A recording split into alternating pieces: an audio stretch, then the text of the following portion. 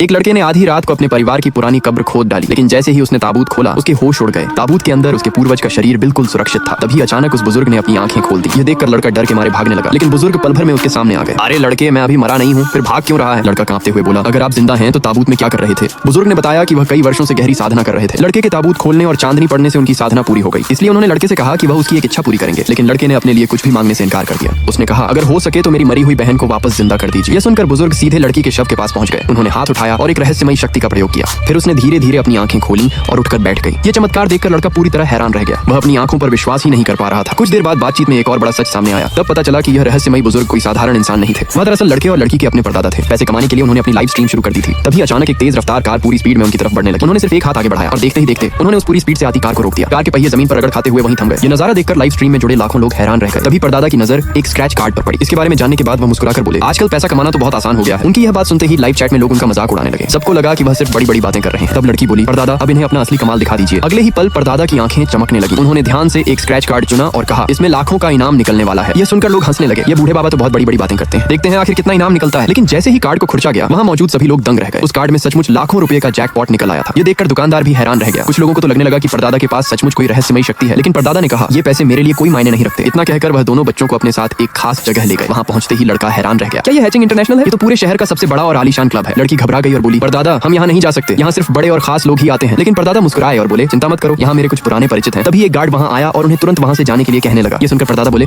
जाओ अपने चेयरमैन को बुलाकर लाओ। गार्ड गुस्से में हंसने लगा और उन्हें धक्का देकर बाहर निकालने की कोशिश करने लगा। ये देखकर परदादा भी नाराज हो गए और उन्होंने उसे एक छोटा सा सबक सिखा दिया। उधर क्लब के अंदर चेयरमैन को खबर मिली कि बाहर कोई हंगामा कर रहा है। ये सुनते ही उसने अपने आदमियों को वहां भेज दिया। लेकिन उन्हें बिल्कुल अंदाजा नहीं था कि इस बार उनका सामना किसी साधारण बूढ़े से नहीं बल्कि एक बेहद शक्तिशाली परदादा से होने वाला है।